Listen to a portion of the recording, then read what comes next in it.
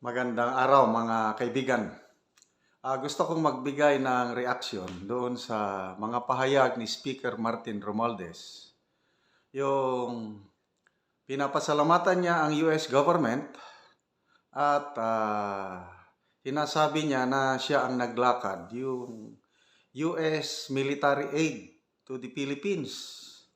Yung in connection sa $95 billion na military assistance ng US sa mga kapartner niya sa buong mundo. Okay. So, Ukraine nakakuha ng $61 billion. Israel nakakuha ng $26 billion. At yung remaining na 8.1 billion para na sa Indo-Pacific region na allies. Kasama na ang Taiwan and the Philippines. So, sinasabi ni Speaker Martin Romualdez sa isang statement, nabasa ko sa Philippine Star News, na kung daw yun, nung nagpunta sila sa US with President Marcos, itong latest, isa siya sa nag-facilitate at na-approve kaagad. Nako, politiko na naman. But, in reality, yung 8.1 billion na package for Indo-Pacific region, halos lahat yun mapunta ng Taiwan. Ang share ng Pilipinas doon kakapiranggot, limos lang daw, sabi ni ex-Senator Ping Lacson. Mamaya basahin ko yung post ni Senator Lacson tungkol sa limos. Sinsilyo.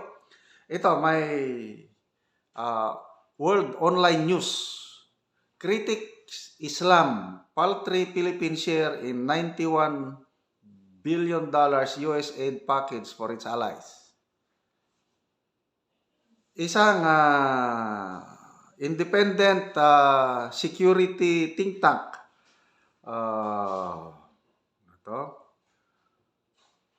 International Development and Security Cooperation. Think tank ito. Security think tank. Yung Vice President ng International Development and Security Cooperation, si Joshua Bernard B. Espeña. Ano lang daw yun? Napakaliit ang share ng Pilipinas. Sabi niya, since a conflict could spark at any time due to the miscalculations or decisive escalation, aid is better than none. However, yun, mabuti na lang daw na may military aid at naisama ang Pilipinas.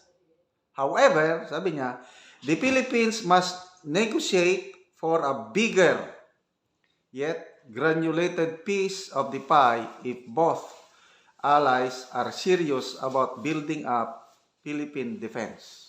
Sabi ng Vice President ng security think tank na ito.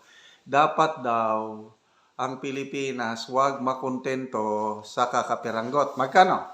According sa post ni Senator Lacson, halos $500 million lang ang share natin doon sa 95 billion aid package.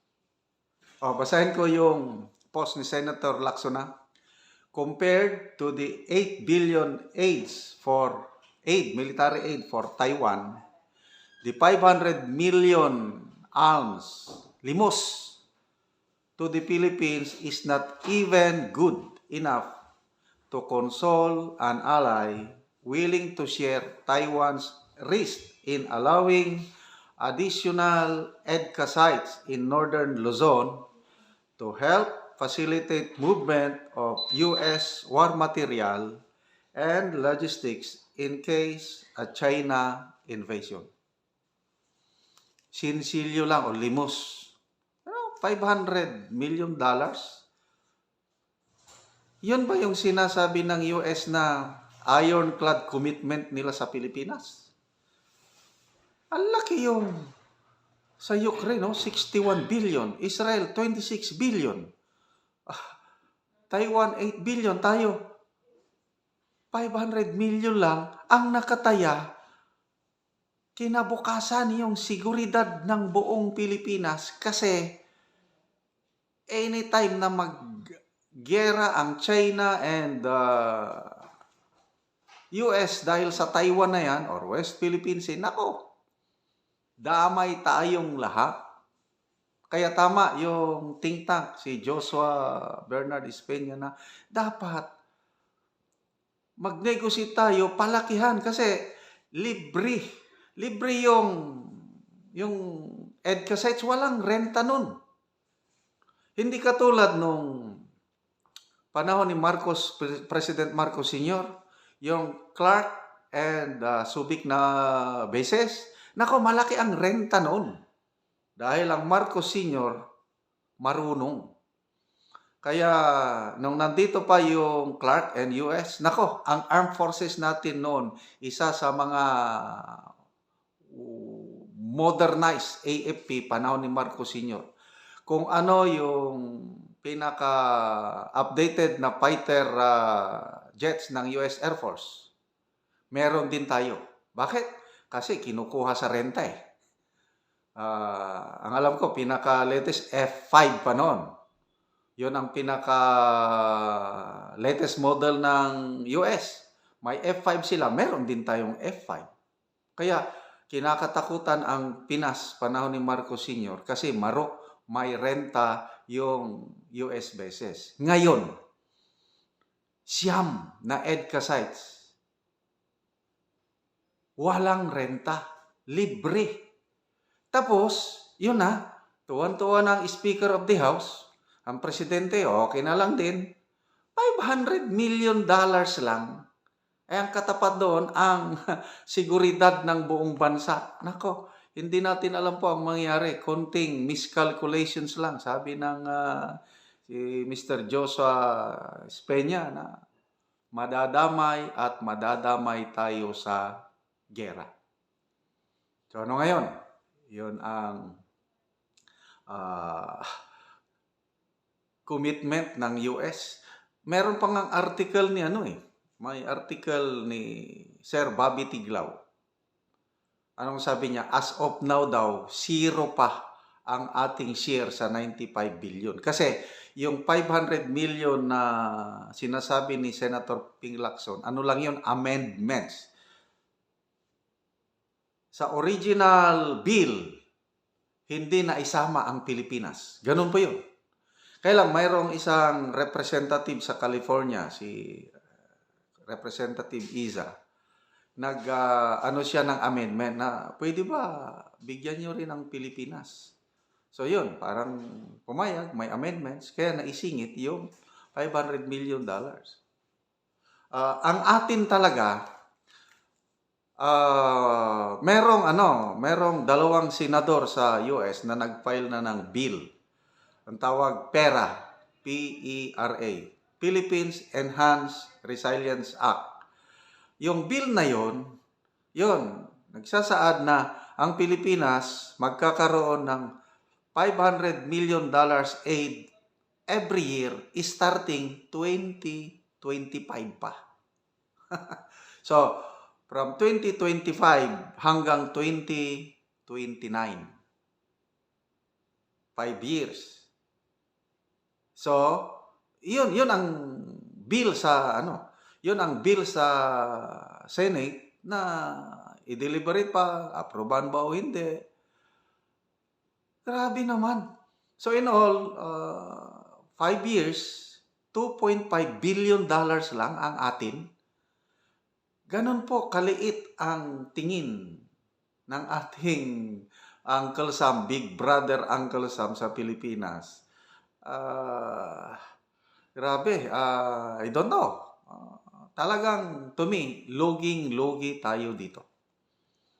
So, I agree dito sa security think tank na ang gobyerno natin makikoordinate, yun na, Si Speaker Martin Romualdez, grabe na ang papuri. Pasalamat niya sa US ay nabigyan tayo ng $500 million, although alanganin pa. So, sana naman, sabi nga ni ex-Senator Lacson, dagdag sa kanyang post, sabi niya, malaki pasasalamat natin kay Representative Darrell Issa of California sa kanyang symbolic amendment para maambunan ang Pinas kahit $500 million. Kinumpara ko lang ang aid sa Taiwan dahil naalala ko ang dagdag na EDCA sites sa Isabela at Cagayan na klaro ang intensyon ay para malapit sa Taiwan. More than anything, I am expressing our country's dignity and self-respect. Eksakto. I agree with dapat magkaroon din tayo as a nation ng dignity and self-respect. Hindi yung na lang kung anong ilimos sa atin ng US, yun na yun. No. Dapat balik yung leadership ni President Marcos Sr. na pag hindi nyo dagdagan ng renta, alis kayo dito, ganon. Grabe, very strong leader ang President Marcos Sr. Kaya saludong saludo ako. Akala ko like father, like son. Ang the junior, wala pala. I don't know saan siya nagmana.